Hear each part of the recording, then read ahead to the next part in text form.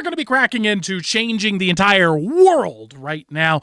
Not the whole world physically, but your world personally. And that's kind of the big key here. Imagine what it would be like if you, by the end of this video, could literally have everything in your entire life just change. Like anything you want. If there was one small specific alteration you'd like to make, not a material change, not a logical change, something just shifted. Dream. Go big. Anywhere but where you're at now in your mind. If there's a small problem you've been stuck with, lock it in. Because you might find that by the end of this explanation that you will either A, have that problem vanish for yourself, in which case, thank you. My fee will be $1,500. You can send that through cryptocurrency, or you'll have the skills to actually change it. And if not, well, then that is something called reality. And then we don't say that that is a problem. We say that is what is. And then we move on. Holy crap. How do you not get this? It's so insane. And so this is the concept. Once again, I've been dragged in to explain my ideas. I've been asked to tone down the schizo just a tad bit so that you mere mortals can figure it out. Now, why do the owls get this and the rest of the world doesn't? Because the rest of the world is very clear. You guys are waking up and you're like, time to start my day. Gotta go to work. And you go into your little habit and you get your whatever drink or food, or maybe you don't eat anything at all because you're just so busy. You're so productive, aren't you? And you're just taking in your chemicals that someone marketed to you 15 years ago, and now it's just this habit that you're stuck with. I don't know, it might be giving you like a little cancer tumor right here, maybe, or nothing's happening. Who knows? It's all just going up in the air, and that's really the vibe, right? It's just who knows, who cares? Just get to the next minute, get to the next minute, get to the next minute. And then you get to your work and you sit down and you pretend that you're working and you go, oh boy, I hope my boss doesn't realize I don't really do anything. I really hope that I can just keep getting away with hiding here. Meanwhile, you're meaningless. You don't exist in his realm at all. You're just a little cog in a machine who's being set there to say, I have 50 employees. That makes me more important. Yay. You're just a suit. That's why they have you put in a little dress code.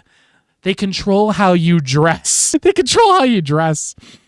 You have no control over your own destiny, no control over your own life. You're just going to sit there and plug in and plug out because you've decided, for better or for worse, that dream is the dream for you. That's the dream you deserve. And what's so silly is this dream that you've decided to go with is picked as arbitrarily as the dreams you have every night. But now you've latched onto it. You've called it you. This is my reality. It's as real as when you're like, oh, I had a dream, I'm falling, and then Bigfoot caught me, and we went into the stars and rode unicorns together, and the moon exploded. Wow! And then you wake up, and you go, wow, that was a pretty stupid dream. Why don't you wake up now? Wake up from this dream. It's the same thing. You're just awake. This dream is just as fake and just as real as that dream you had last night. That silly dream you have. The spooky one where you show up and it feels like the room's kind of different, but it's not different, but it is in a weird way. It's just like something's kind of off. Isn't something kind of off right now? Isn't something kind of off with the life you've been living? Or the dream that you've been having. Maybe, maybe not. But as you consider that now, I want you to start wondering, like, that's the norm. What I just described is what average people do. And the owls aren't these scammy fake guru. Oh, I make $1 million, billion, zillion dollars. Though there's quite a few owls that actually do. So more power to them. We have some extremely wealthy owls, but most of them are just normal people with normal lives that just get everything that they want, make their dreams come true, have an amazing life. Like, wouldn't it be great to just wake up and be able to feel amazing? You just feel amazing when you wake up having filled with meaning and purpose and knowing that everything you're about to do is compounding to making your entire life a wonderland. So not only do you live your dream now, but your dream is growing because you're not so stupid that you've latched on to the idea that you have your dream, your life, but instead you have lots of dreams, lots of life, lots of amazing things going on in this world. Because the dream that you can have now is extremely limited. And the owls know that. That's why they're not so attached to who they are now. They're attached to who they are going to be 3 weeks from now, a month from now, 6 months from now, a year from now, because the dreams you will dream then are going to far exceed the dreams you have now. That doesn't mean we don't enjoy the dream now. That means we don't have our dream life now. We do. We have all the fun now, and we compound it to have more dream in the future. And so it's literally just compound interest. And if you've ever seen the charts with compound, it looks like if you see two people going parallel, it's like someone who's not putting anything in, they just put it like in a savings account. Their thing goes like up little bit as they add savings. And then if you put it in an investment account, it does the same thing. So they're just going side by side. You'd never know. And then all of a sudden it's like, what's this? What's this? And now that's the difference between Granny sitting there at Costco at 75, still trying to make some money because she didn't do any investing, and the person who's got 10 million in an index fund, getting $300K a year, tax-free, just deposited in dividends, not even touching the principal, going around on yachts, hanging out, having a great life. That's literally the difference. And it's so small. It's so subtle. And it's so hidden from you. And it's hidden in plain sight. And what's so crazy is you guys all know how to do it. You've already done it. You're going to have to relearn it because they beat it out of you. They actually have conditioned you. There's been trillions of dollars put into poisoning your mind to make you not see the most obvious thing in front of you. And you're saying, Tyler, that's insane. You can't just lie and say, if they tell me the thing over and over again, I won't believe it. Yes, you will. In fact, that's exactly the studies that they've done to show that. You can literally line people up, and if you get 4 people in a row who all point at a picture, and there's like 5 dots, right? And they go, 4 people in a row, and you say, point at the dot, and then let's say there's like 5 dots on the paper, right? And they point at the middle one. They go, the middle one, there's no dot there. And then the second guy goes, yeah. Oh, this is that optical illusion, guys. See, it looks like there's a dot in the middle. There's no dot in the middle. 80% of people, if they have 4 people in a row say that before them, will look clearly at the dot sitting there and go, I don't see a dot. That's you. That's me. That's everyone. That's the world you live in.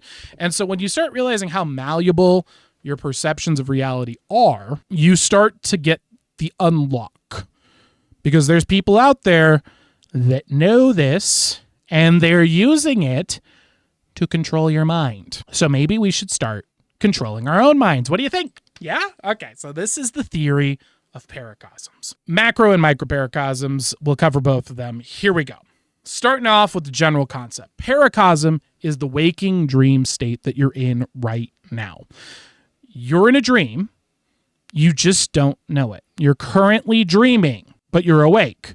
So the same part of your brain that turns on when you're dreaming is on right now, and it's called a paracosm, and that is a micro paracosm. That is the paracosm you live in. You can think of it like a little bubble of reality, and it's filtering data based on your beliefs, your feelings, your physical needs, the thoughts that are going through your head. All of that creates a filtering device because there's an infinite amount of data, nearly infinite amount of data coming at you at any given moment, and you can't focus on all of it. So you got to pick some to think about. And so your brain is stacked with beliefs, feelings, thoughts, and material sensation. And it uses that data to decide what facts to let through the gates. You can experience it right now. Did you know people who see the color yellow are more likely to make way more money. In fact, seeing the color yellow is a sign of heightened intelligence and charisma. And the more attractive you are, the more yellow you tend to unconsciously draw into your environment. It's crazy how yellow is just the ultimate sign of a successful, amazing, a winner, someone who's just going to make their dreams come true. Now, look around now. How much yellow is in your room? Do you see that? You didn't notice it before, but it's popping, isn't it? That's because I just programmed your paracosm with yellow. That was a joke. It's not true. I just made up those things, but it doesn't matter because it's a belief. Beliefs don't have to be true. And so now your brain is going to hallucinate yellow a lot for a little bit, and then eventually it'll fade away as it starts not being confirmation biased. So that's key number one. How do we program a paracosm? That's a topic for another day, but spoiler alert, 2 key principles. Belief, so you need confirmation bias. There needs to be a trigger in the environment, and it needs to be based in truth. That makes the confirmation bias work. If not, you can do no truth. That's totally viable. That's called a scam or a con or sophistry. But if you use truth, one, it is the correct thing to do morally, so you don't go to hell. The second thing that is important about it is it's like infinitely more powerful. This is why the truth will always win. The logos is supreme. And so that is how you program the paracosm. So what did we do? We just changed your filter a little bit, and it changed literally how you saw everything in the entire world. Did I change the world? Did I use magic to blast your room filled with yellow? Or is your world changing? Are you changing how you respond to the world? So the thing here is, and this is difficult, so I'm doing a lot of advanced tactics right here to get you to a space where you can experience this, and it's important to understand that no matter what I say, you're going to probably forget all of this.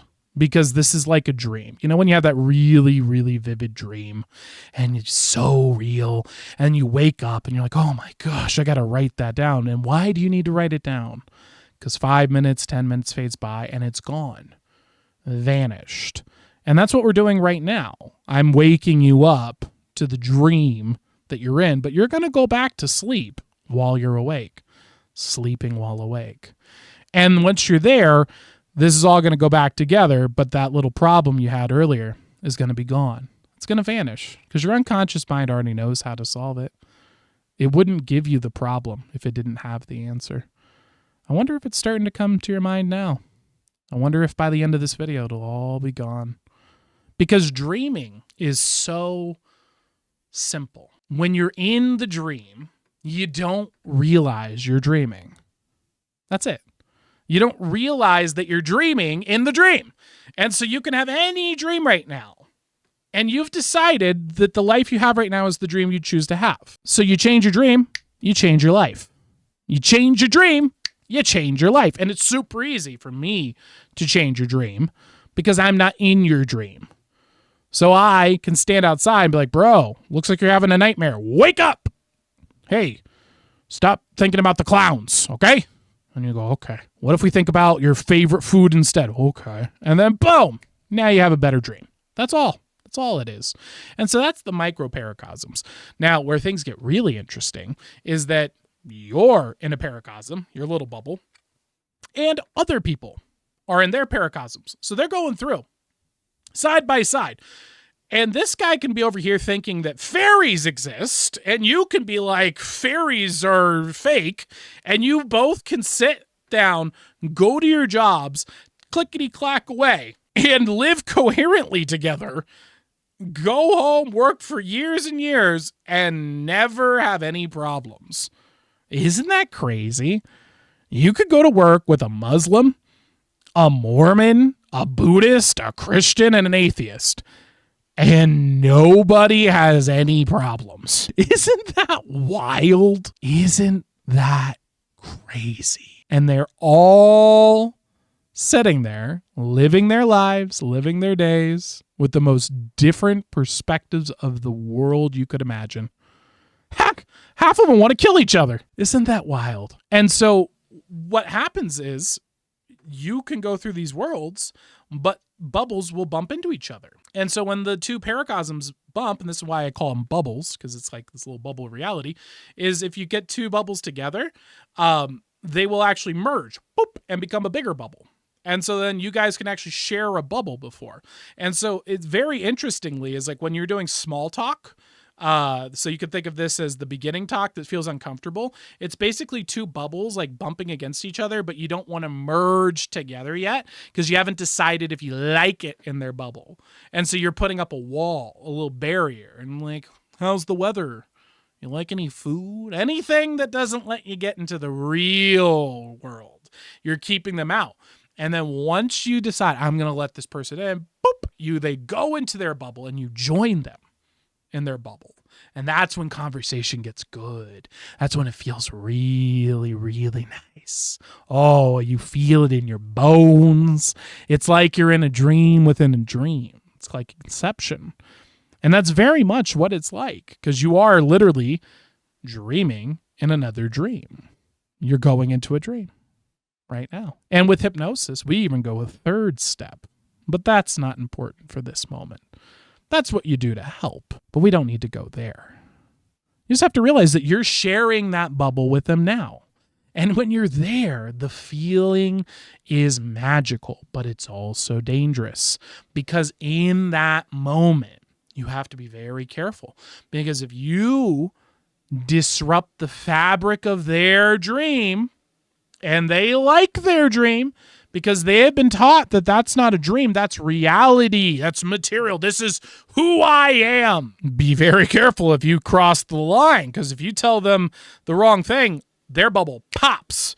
And when a bubble pops, they are going to lose their mind. This is called cognitive dissonance. They will literally hallucinate whatever they've been programmed with is the evilest thing. You're Satan, Hitler, evil, and they'll get really, really mad at you. They put all of that on you.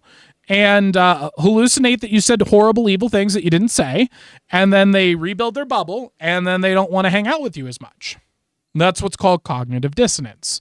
Now, knowing that this is the case, and here's the scariest part. This is really, really scary. Really scary. Really scary. If you do that, the person doesn't leave thinking that their bubble is less real. They leave thinking their bubble is more real and that you're evil and that they don't want to listen to you ever again. And oh, this is terrible, Tyler. How could you say this is horrible? This is not right. Well, sorry, buddy. This is how we're made. So you just have to kind of accept it and work with the fact that it's the case. And now that you realize that that's true, and then you realize there are trillions of dollars invested every single day for the sole purpose of making up fake stories about fake people that don't exist, that have fake ideas that they don't believe, that are only designed with something they literally call a hook. It's the hook. So they can hook into your bubble and pop it so that you can just fuel hatred at people. And then they leave believing their belief more. Does that remind you of anything? Any flashing boxes? Any conversations you've had with professors?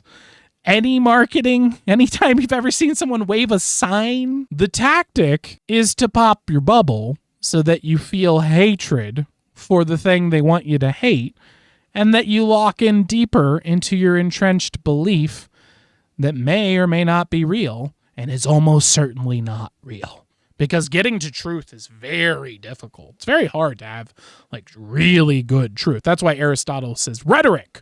He doesn't say dialectic. Rhetoric. Point at the truth. You don't need to tell them the truth. Because to do that would be enormously boring and difficult, and most people won't listen. So he's got to point at the truth. Starting to see how this all works. So that's micro paracosms, bubbles floating around, bumping into each other. And then when you have a good conversation, bloop, and then you guys join the bubble. And then if you want to get more advanced, there's a dominant bubble, and it's the bubble that feels the best. And this is why a guitar guy that smokes weed all day and surfs and is a bum has lots and lots of friends and success despite being a loser from all objective standpoints. Why? Because he just feels good. He likes his drugs. He likes surfing. He likes playing video games. And that's just what he does. And so he camps out on the beach. Has a good time. So that vibe feels nice and people want to enter into that bubble. And because we've spent a lot of time working really, really hard to make everyone's lives miserable, despite the fact that they live in a literal utopia, using the machine I just told you about, making people freak out and then get entrenched and freak out and get entrenched, which every time they do, they get more and more concrete on more and more specific and extreme and niche things. And so it just keeps getting more and more dense, and then they're just walking around like, I'm so enraged. And you wonder why this is happening. It's like it's so clear. If people could see, if you just once, this is probably going to mess you up, frankly. If you're going to start seeing this everywhere. You just see the people walking around just all the time, just kind of like, twitching, on edge, just waiting for anything to pop their little bubble again. It's wild. And the good news is at any moment, instantly, anytime, you can just change it. It's just gone. You could completely change it just as easy as you wake up and you have another dream. You could just wake up and you can have another dream. And that dream you have right now, this thing you call reality, as stupid and benign and random and arbitrary as the dream you had last night. It's no different. You just keep picking the same dream. You can change it whenever you want. So what are macro paracosms then? Well, this is what's interesting. This is actually what we were talking about at the start here, is the beginning of a macro paracosm is a bubble. So the bubbles merge, and then other people can come in, and they can get merged into the bubble. And so what happens is you can start to build macro paracosms, which is people's bubbles growing and growing and growing. They have more and more, for lack of a better word, and oh my gosh, the hippies are going to take this the wrong way, so please just don't. Stop. If you're like, manifesting, this isn't for you. Okay, this is for people who actually want to succeed, actually want to make their dreams come true, actually want to live a good life. This is not for, oh my God, I want to manifest $1 million in my bank account. Oh, guys, vibes. No. Go away. Go do your thing until you hit the wall as a lady, because the only reason this is working is because you're an attractive woman and men are just giving you free stuff because you're pretty and you're going manifesting.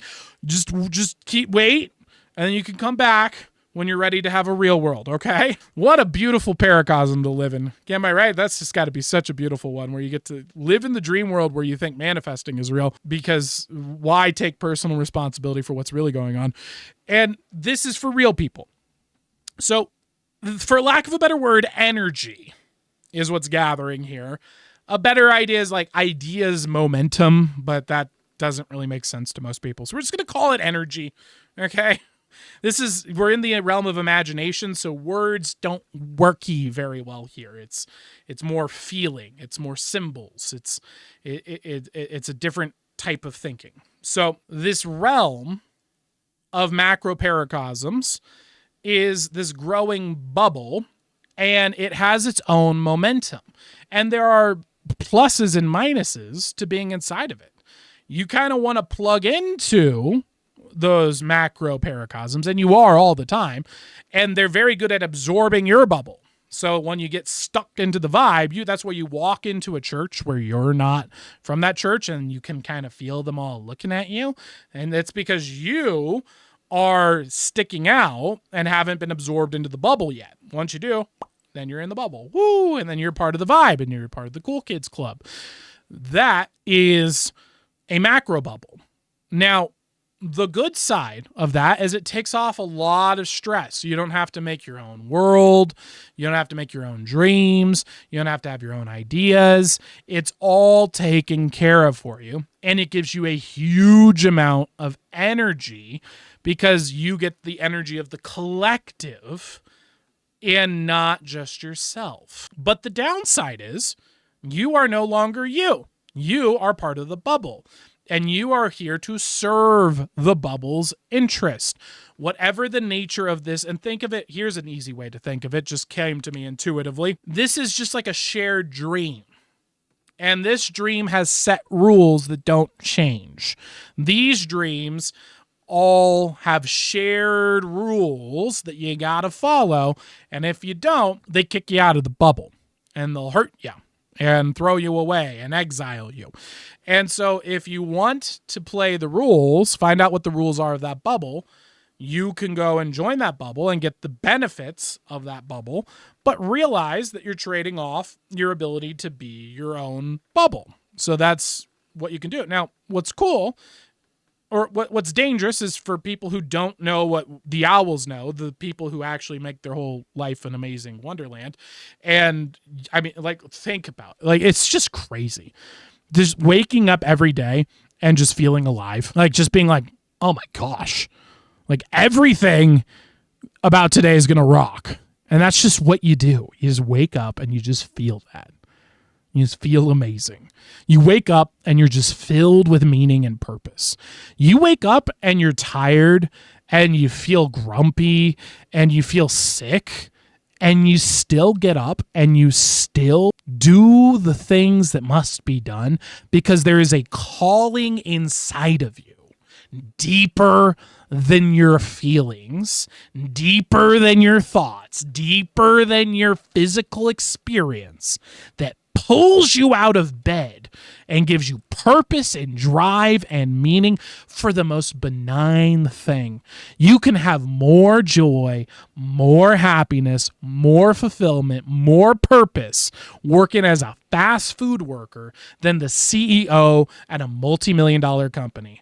But let me tell you, the guy who's at fast food, who has that mentality, he's probably not going to be in fast food for long because this stuff just works. People get popped into and that's the bubble. You have this powerful bubble that feels good, that feels amazing. People want to be in the bubble.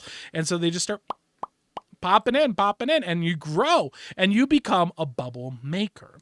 And those bubble makers are the people we call influencers, the people that we call politicians, the people we call cult leaders, the people that we call charismatic, the people we call good at sales. Like, these are all bubble makers, the connectors, and we give value and power to these things.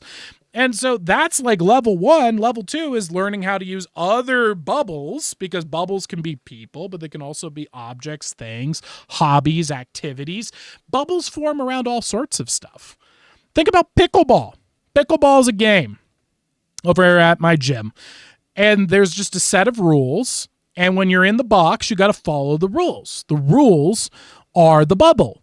If you follow the rules, you play the game, you get the benefits of having fun with your friends. If you don't follow the rules, you don't get to have fun with your friends. And so you don't get the benefits of pickleball. And pickleball gets the benefit of you. What's it getting? It perpetuates pickleball. And that's why am I picking pickleball as an example? Because I want you to see how benign these things are. This isn't like always evil, insidious. Oh, I'm trying to take it. That is a macro paracosm that was poisoned into your brain to make you fear the things that we're talking about right now and think of them as evil and bad. Because if we get you to think that, what happens is that you will never think this way, and then you're easy to control. Because then I just have to control your dreams. And as long as I can control your dream, I control you. That's the game. That's the macro paracosm, huh? And so you can utilize bubbles. And so there are bubbles to be popped into, experienced, enjoyed. And if you don't know how to pop out of a bubble and get back into your own bubble, you can get sucked in, and then you just become an NPC within that little bubble verse. If you know how to pop into a bubble, take the value of the bubble, and then pop out of the bubble and go back into your bubble and take the value, the joy, the pleasure, the good things of the bubble with you, now your bubble just becomes more strong, more powerful, more attractive, and now you're becoming a better bubble. You're becoming a nice bubble. Wonder how many of you can feel my bubble right now. It's pretty nice in here, isn't it? I just got this place renovated. It's a pretty fun bubble. I call it the Imaginarium because it's what it is. And here, dreams come true. Copyright? No, just kidding. In the bubble of your reality is your own shared dream. And then there are collective shared dreams. And then there are collective collective dreams, small bubbles, big bubbles, macro bubbles, and then there's big giant collective bubbles. And Carl Jung called it the collective unconscious, the ultimate bubble, the omega bubble. It's the bubble of all bubbles. And his belief is that that is the shared collective dream of the unconscious that is reflected in masses of people, in tribes and identities.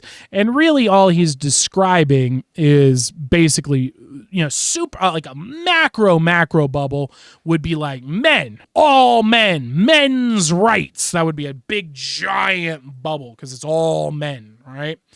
And then the bubble above that would be humanity, humanity's bubble. Now, these things, as they grow, become the world of definitions. And this is why Tyler's so anti-abstraction and so anti-being in big bubbles. It's like, what is going, like, that's inhumane. That's inhumane has been used to kill more people than probably any other idea in the world. What it means to be human. Humanity. Where's your humanity? That's inhumane. It would be inhumane if we didn't. It would be inhumane for us to not. All those words. We're defining definitions around abstractions.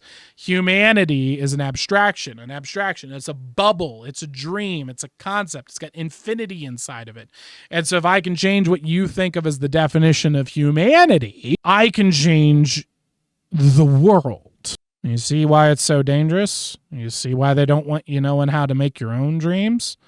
Because the second you do, all of their trillions of dollars, all of their spells vanish instantly. One book that was written about it gives the exact guide on how to break all of that. Best-selling book of all time. Highly recommend checking it out. But if that's not your vibe, that's fine.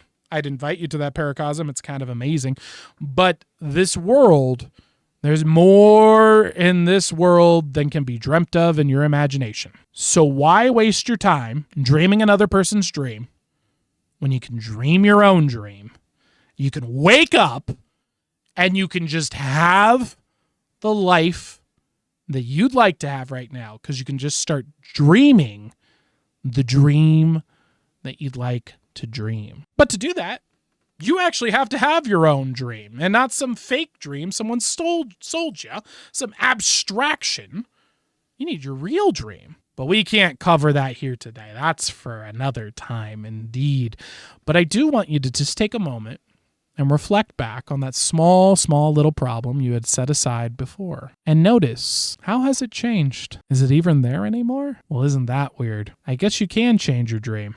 And we just changed it a little bit, didn't we? You guys should DM me or follow me on Instagram or something. If you're in Vegas, let's hang out. I'll just do this for you. All right? We'll just change your life. Peace!